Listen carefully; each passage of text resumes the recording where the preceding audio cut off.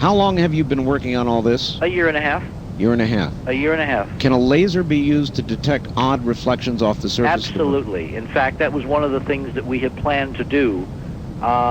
If you get the right telescope and the right combination of wavelengths... Oh, I got to tell you the story. Clementine data. Clementine carried a laser in polar orbit, right? 400 miles up.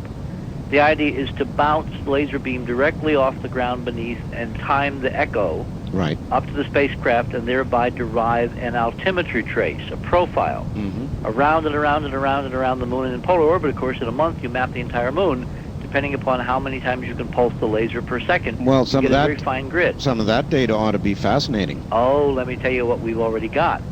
Remember, I now have NASA people leaking to me, calling me up, faxing me, sending me data because most of the system is honest, Art, and they are as mad and as upset that they've been snookered as the rest of us.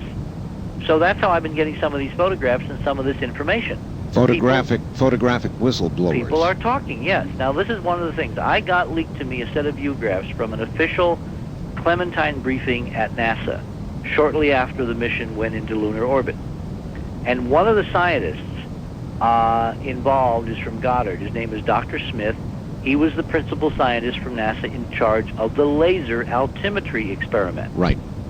That experiment was to use a telescope that also was used to take the highest resolution pictures, about 10 meter resolution, 30 feet resolution pictures from 400 miles altitude, all right? Right.